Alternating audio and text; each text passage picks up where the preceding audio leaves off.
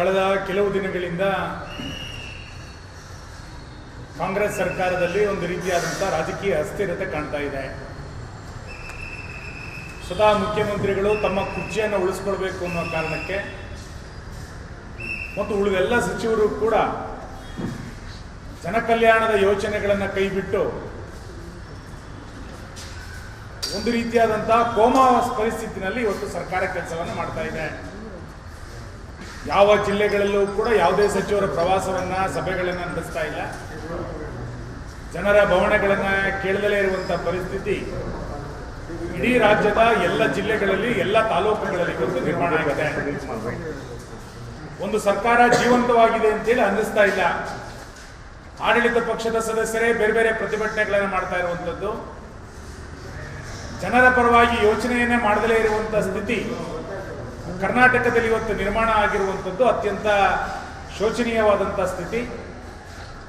ಮಾನ್ಯ ಮುಖ್ಯಮಂತ್ರಿಗಳು ಇವತ್ತು ಮೂಡ ಹಗರಣಕ್ಕೆ ಸಂಬಂಧಪಟ್ಟಂತೆ ಹೈಕಮಾಂಡ್ಗೆ ವರದಿಯನ್ನು ಕೊಡ್ಲಿಕ್ಕೋಸ್ಕರ ತೆರಳುತ್ತಾ ಇದ್ದಾರೆ ಅಂತೇಳಿ ನನ್ನ ಮಾಧ್ಯಮಗಳ ಮುಖಾಂತರ ನೋಡಿದೆ. ಅವರು ಡೆಲ್ಲಿ ತಲುಪೋದಕ್ಕಿಂತ ಮುಂಚೆ ಕರ್ನಾಟಕದ ರಾಜ್ಯದ ಜನರಿಗೆ ಹಲವು ಪ್ರಶ್ನೆಗಳಿಗೆ ಅವರು ಉತ್ತರವನ್ನು ಕೊಡಬೇಕಾಗಿದೆ. ಮೊದಲನೇದು, ಮೈಸೂರಿನಲ್ಲಿರುವಂತಹ ದಲಿತರಿಗೆ ಸೇರಿದಂತಹ ಭೂಮಿಯನ್ನ ಅಕ್ರಮವಾಗಿ ಹೇಗೆ ತನ್ನ ಭಾವಮೈದ ರಿಜಿಸ್ಟರ್ ಮಾಡಿಕೊಂಡ್ರು, ದಾಖಲೆಗಳನ್ನ ನಾಶ ಮಾಡಬೇಕು ಅನ್ನೋ ಕಾರಣಕ್ಕೆ ದಾಖಲೆಗಳಿಗೆ ವೈಟ್ನರ್ ಅನ್ನು ಹಚ್ಚಿದ್ಯಾರು, ಮೂಡಾದಲ್ಲಿ ಇಷ್ಟು ದೊಡ್ಡ ಪ್ರಮಾಣದ ಹಗರಣ ಆಗ್ತಾ ಇದ್ರು ಕೂಡ ಸ್ವತಃ ಆ ಜಿಲ್ಲೆಯಲ್ಲಿದ್ದಂತಹ ಮುಖ್ಯಮಂತ್ರಿಗಳು ಯಾಕೆ ಸುಮ್ಮನೆ ಕೂತ್ಕೊಂಡಿದ್ದಾರೆ,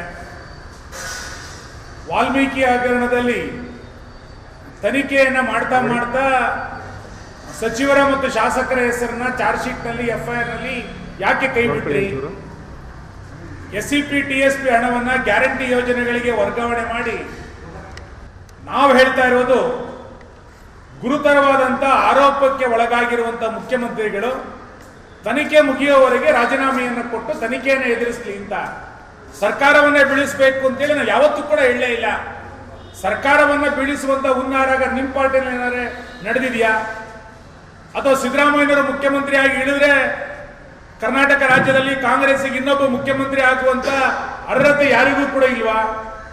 ಈ ಎಲ್ಲ ಪ್ರಶ್ನೆಗಳಿಗೂ ಉದ್ಭವಿಸ್ತಾ ಇದೆ. ಬಿಜೆಪಿ ಮೊದಲಿಂದನೂ ಹೇಳಿದ್ದು, ಯಾರ ಮೇಲೆ ಗುರುತರವಾದಂತ ಆರೋಪ ಬಂದಿದೆ, ರಾಜ್ಯಪಾಲರು ಯಾರಿಗೆ ಪ್ರಾಸಿಕ್ಯೂಷನ್ಗೆ ಅನುಮತಿ ಕೊಟ್ಟಿದ್ದಾರೆ, ನೀವು ತನಿಖೆಯನ್ನು ಎದುರಿಸಿ ವಾಪಸ್ ತನಿಖೆಯಲ್ಲಿ ನೀವು ಯಾವುದೇ ತಪ್ಪನ್ನು ಎಸಗಿಲ್ಲ ಅಂತಂದ್ರೆ ನೀವೇ ಮುಖ್ಯಮಂತ್ರಿ ಆಗಿ. ಸರ್ಕಾರ ಪತನ ಆಗಬೇಕು ಅಂತ ಎಲ್ಲೂ ಹೇಳಲೇ ಇಲ್ಲ. ನೀವು ಹೇಳ್ತಾ ಇರುವಂತ ದಾಟಿಗಳನ್ನು ನೋಡಿದ್ರೆ ಸಿದ್ದರಾಮಯ್ಯ ಬಿಟ್ಟರೆ ರಾಜ್ಯದಲ್ಲಿ ಕಾಂಗ್ರೆಸ್ಗೆ ಇನ್ನೊಬ್ಬ ಪರ್ಯಾಯ ನಾಯಕರಿಲ್ಲ, ಪರ್ಯಾಯ ಮುಖ್ಯಮಂತ್ರಿ ಆಗುವಂತ ಅರ್ಹತೆ ಯಾರಿಗೂ ಕೂಡ ಇಲ್ಲ ಅನ್ನುವಂತ ಪರಿಸ್ಥಿತಿ ಇವತ್ತು ಕಾಣ್ತಾ ಇದೆ. ನಾನು ಮತ್ತೆ ಮತ್ತೆ ಆಗ್ರಹಿಸ್ತೇನೆ, ಕರ್ನಾಟಕದಲ್ಲಿ ಇಲ್ಲಿಯ ತನಕ ಒಂದು ಒಳ್ಳೆಯ ಪರಂಪರೆ ಇತ್ತು. ಸಂವಿಧಾನವನ್ನ ಎತ್ತಿ ಹಿಡಿಯುವಂತ ಕಾರ್ಯವನ್ನ ಎಲ್ಲ ಸಂದರ್ಭದಲ್ಲೂ ಕೂಡ ಕರ್ನಾಟಕದ ರಾಜ್ಯದ ರಾಜಕೀಯ ಪಾರ್ಟಿಗಳು ಮಾಡ್ತಾ ಬಂದಿದ್ದಾರೆ. ಇವತ್ತು ರಾಜ್ಯಪಾಲರು ಬಿಲ್ ಅನ್ನ ವಾಪಸ್ ಕಳಿಸಿದೆ ಎನ್ನುವ ಕಾರಣಕ್ಕೆ ಮಂತ್ರಿಮಂಡಲದ ಸದಸ್ಯರು ಎಲ್ಲ ಮೀರಿ ಮಾತಾಡ್ತಾ ಇದ್ದಾರೆ. ರಾಜ್ಯಪಾಲರು ಬಿಲ್ಗಳನ್ನು ವಾಪಸ್ ಕಳಿಸಿದ್ರೆ ಇದು ಮೊದಲನೇ ಬಾರಿನಾ? ಬೇರೆ ಎಲ್ಲ ಸಂದರ್ಭದಲ್ಲೂ ಕೂಡ ಬೇರೆ ಬೇರೆ ಸರ್ಕಾರದ ಸಂದರ್ಭದಲ್ಲಿ ಅವತ್ತಿನ ಕಾಲಘಟ್ಟದ ರಾಜ್ಯಪಾಲರು ಬೇರೆ ಬೇರೆ ಬಿಲ್ಗಳನ್ನು ವಾಪಸ್ ಕಳಿಸಿದ ಉದಾಹರಣೆಗಳು ಕರ್ನಾಟಕದಲ್ಲಿದೆ. ಯಾವ ಮಸೂದೆ ಜನಕಲ್ಯಾಣವಾಗಿರುತ್ತೋ ಅದನ್ನು ರಾಜ್ಯಪಾಲರು ಕಾನೂನುಬದ್ಧವಾಗಿದ್ದಾಗ ಅದನ್ನ ಸ್ವೀಕರಿಸ್ತಾರೆ, ಅದನ್ನು ಮಂಜೂರಾತಿ ಮಾಡಿ ಕಳಿಸ್ತಾರೆ. ಯಾವುದಾದ್ರೂ ಸ್ವಲ್ಪ ಅನುಮಾನಗಳಿದ್ರೆ, ಬಹುಮತ ಇದೆ ಅನ್ನುವ ಕಾರಣಕ್ಕೋಸ್ಕರನೇ ಯಾವುದೋ ಬಿಲ್ಗಳು ಏಕಪಕ್ಷೀಯವಾಗಿ ಪಾಸ್ ಮಾಡಿಕೊಂಡಿದ್ರೆ ರಾಜ್ಯಪಾಲರ ಸ್ಪಷ್ಟೀಕರಣವನ್ನು ಕೇಳಿ ವಾಪಸ್ ಕಳಿಸುವಂಥದ್ದು ಇದು ಮೊದಲನೇ ಬಾರಿ ಏನಲ್ಲ. ಹಾಗಾಗಿ ಇವತ್ತು ರಾಜ್ಯಪಾಲರು ಸಂವಿಧಾನದತ್ತವಾಗಿ ಏನು ಚಟುವಟಿಕೆಯನ್ನು ಮಾಡ್ತಾ ಇದ್ದಾರೆ, ಇದನ್ನ ವಿರೋಧಿಸಿ ಕಾಂಗ್ರೆಸ್ನ ನಾಯಕರು ಬಾಯಿಗೆ ಬಂದಂಗೆ ಮಾತಾಡ್ತಾ ಇರುವಂಥದ್ದು ರಾಜ್ಯ ಸರ್ಕಾರಕ್ಕೆ ಶೋಭೆಯನ್ನು ತರೋದಿಲ್ಲ. ನಿಮ್ಮ ಕೋರ್ಟಿನ ವಿಚಾರಗಳು, ನಿಮ್ಮ ಮೇಲೆ ಬಂದಿರುವಂತಹ ಆರೋಪಗಳು, ಇದೆಲ್ಲದನ್ನು ಕೂಡ ಎಲ್ಲ ಒಂದು ಕಡೆ ಬಗೆಹರಿಸಿ, ಆದ್ರೆ ರಾಜ್ಯದಲ್ಲಿ ಒಂದು ಆಡಳಿತ ಇದೆ ಅನ್ನೋದನ್ನ ತೋರಿಸ್ಕೊಡಿ. ರಾಜ್ಯ ಸರ್ಕಾರ ಕೋಮಾದಿಂದ ಹೊರಗೆ ಬರಲಿ. ಆರಂಭದ 8 ತಿಂಗಳು ಟೇಕ್ ಆಫೇ ಆಗಲಿಲ್ಲ ಸರ್ಕಾರ. ಈಗ 1.5 ವರ್ಷದ ನಂತರ ಮತ್ತೆ ರಾಜ್ಯ ಸರ್ಕಾರ ಕೋಮಾಕ್ಕೆ ಹೋಗಿರುವಂತಹ ಪರಿಸ್ಥಿತಿ ನಿರ್ಮಾಣ ಆಗಿದೆ. ಕೋಮಾದಲ್ಲಿರುವಂತಹ ಸರ್ಕಾರವನ್ನ ಎಬ್ಬಿಸಬೇಕಾಗಿದೆ. ಇವತ್ತು ರಾಜ್ಯದಲ್ಲಿ ಮಳೆಯ ಕಾರಣಕ್ಕಾಗಿರುವಂತಹ ಅನಾಹುತಗಳು, ಸಾಂಕ್ರಾಮಿಕ ರೋಗದಿಂದ ಆಗ್ತಾ ಇರುವಂತಹ ತೊಂದರೆಗಳು, ಇದು ಯಾವುದರ ಬಗ್ಗೆಯೂ ಕೂಡ ಸರ್ಕಾರ ತಲೆ ಕೆಡಿಸ್ಕೊಳ್ಳದೆ ಆಡಳಿತ ಪಕ್ಷದ ಸದಸ್ಯರು ಬೇರೆ ಬೇರೆ ಕಡೆಗಳಲ್ಲಿ ಪ್ರತಿಭಟನೆಯನ್ನ ಡೆಲ್ಲಿ ಪ್ರಯಾಣವನ್ನು ಮಾಡ್ತಾ ಇರುವಂತದ್ದು ಕರ್ನಾಟಕ ರಾಜ್ಯದ ಜನ ತಲೆ ತಗ್ಗಿಸುವಂತ ಆಗುವಂತ ಪರಿಸ್ಥಿತಿ ಬಂದಿದೆ. ನಾನು ಮುಖ್ಯಮಂತ್ರಿಗಳಿಗೆ ಮತ್ತೆ ಆಗ್ರಹಿಸ್ತೇನೆ, ನೀವು ತನಿಖೆ ಆಗುವ ತನಕ ಆ ಸ್ಥಾನದಿಂದ ರಾಜೀನಾಮೆಯನ್ನು ಕೊಟ್ಟು ತನಿಖೆಯನ್ನು ಎದುರಿಸಿ, ತನಿಖೆ ಪೂರ್ಣಗೊಂಡ ನಂತರ ನೀವು ನಿರಪರಾಧಿ ಅಂತಾದರೆ ಇನ್ಯಾರಾದರೂ ಮುಖ್ಯಮಂತ್ರಿ ಆಗಿದ್ರೆ ಅವ್ರನ್ನ ಬಿಡಿಸಿ ನೀವೇ ಮುಖ್ಯಮಂತ್ರಿ ಆಗಿ ಎನ್ನುವಂತ ಆಗ್ರಹವನ್ನು ನಾನು ಮಾಡ್ತಾ, ರಾಜ್ಯಪಾಲರ ಬಗ್ಗೆ ವಿನಾಕಾರಣವಾದಂಥ ಟೀಕೆಗಳನ್ನು ಸರ್ಕಾರ ಮಾಡಬಾರದು ಅನ್ನುವಂಥ ಆಗ್ರಹವನ್ನು ಕೂಡ ನಾನು ಮಾಡ್ತೇನೆ. ಆರಂಭದ ದಿನಗಳಿಂದ ರಾಜ್ಯ ಸರ್ಕಾರ ಜನಪರವಾದಂಥ ಯೋಜನೆಗಳನ್ನು ಯಾವುದನ್ನೂ ಕೂಡ ಮಾಡಲೇ ಇಲ್ಲ. ಈ ರಾಜ್ಯ ಸರ್ಕಾರದ ಅಜೆಂಡಾ ಏನು ಅಂತಂದ್ರೆ ಬೆಲೆ ಏರಿಕೆಯನ್ನು ಜಾಸ್ತಿ ಮಾಡೋದು, ಕೇಂದ್ರ ಸರ್ಕಾರವನ್ನು ಟೀಕೆ ಮಾಡೋದು. ಇದು ಮಾತ್ರ ರಾಜ್ಯ ಸರ್ಕಾರದ ಅಜೆಂಡಾ. ಕಳೆದ 1.5 ವರ್ಷಗಳಿಂದ ಇದನ್ನೇ ಮಾಡ್ತಾ ಇದ್ದಿದ್ದು. ಜನರ ಗಮನವನ್ನ ಬೇರೆ ಸೆಳೆಯಲಿಕ್ಕೆ ಡೆಲ್ಲಿನಲ್ಲಿ ಪ್ರತಿಭಟನೆ, ಇನ್ಯಾವುದೋ ಜನಾಂದೋಲನವನ್ನು ಮಾಡ್ತಾ ಜನರ ಗಮನವನ್ನ ಬೇರೆ ಕಡೆಗೆ ಸೆಳೆಯುವಂತ ಪ್ರಯತ್ನವನ್ನು ಇವತ್ತು ಮಾಡ್ತಾ ಇದ್ದಾರೆ. ರಾಜ್ಯಪಾಲರನ್ನ ವಾಪಸ್ ಕರೆಸಿಕೊಳ್ಬೇಕು ಅನ್ನುವಂತ ಹೇಳುವಂತ ನೈತಿಕತೆಯ ಮುಖ್ಯಮಂತ್ರಿಗಿಲ್ಲ. ಮೂಢ ಹಗರಣ ಆದಾಗ, ವಾಲ್ಮೀಕಿ ಹಗರಣ ಆದಾಗ 1 ನಿಮಿಷ ಆ ಚೇರ್ನಲ್ಲಿ ಕೂರುವಂತ ಅರ್ಹತೆ ಮುಖ್ಯಮಂತ್ರಿಗಳಿರಲಿಲ್ಲ. ಅದನ್ನು ಬಿಟ್ಟು ಇವತ್ತು ಬೊಟ್ಟನ್ನ ರಾಜ್ಯಪಾಲರ ಕಡೆ ಮಾಡಿ ತೋರಿಸುವಂತ ಸರಿಯಲ್ಲ. ನಾವು ಬಿಜೆಪಿಯ ಶಾಸಕರು ಯೋಚನೆ ಮಾಡ್ತಾ ಇದ್ದೀವಿ, ಸಂವಿಧಾನ ವಿರೋಧಿಯಾದಂಥ, ದಲಿತ ವಿರೋಧಿಯಾದಂಥ ನಿಲುವುಗಳನ್ನು ಇವತ್ತೇನು ಕಾಂಗ್ರೆಸ್ ತೆಗೆದುಕೊಳ್ತಾ ಇದೆ, ಇದನ್ನ ಡೆಲ್ಲಿಯ ತನಕ ತೆಗೆದುಕೊಂಡು ಹೋಗಬೇಕು ಅಂತೇಳಿ ಬಿಜೆಪಿಯ ಶಾಸಕರು ಕೂಡ ಯೋಚನೆಯನ್ನು ಮಾಡ್ತಾ ಇದ್ದಾರೆ. ಇವತ್ತು ನಾಳೆ ಒಳಗೆ ತೀರ್ಮಾನವನ್ನು ತೆಗೆದುಕೊಂಡು ನಮ್ಮ ಎಲ್ಲ ಶಾಸಕರ ತಂಡವೂ ಕೂಡ ಡೆಲ್ಲಿನಲ್ಲಿ ಹೋಗಿ ರಾಜ್ಯದಲ್ಲಿರುವಂತಹ ಕಾಂಗ್ರೆಸ್ ಸರ್ಕಾರ ದಲಿತರಿಗೆ ಯಾವ ರೀತಿ ಮೋಸ ಮಾಡಿದೆ, ಸಂವಿಧಾನಕ್ಕೆ ಯಾವ ರೀತಿ ಅಪಚಾರವನ್ನು ಮಾಡಿದೆ ಅನ್ನೋದನ್ನ ನಾವು ಡೆಲ್ಲಿಯ ತನಕ ತಲುಪಿಸುವಂತ ಕಾರ್ಯವನ್ನು ನಾವು ಮಾಡ್ತೇವೆ.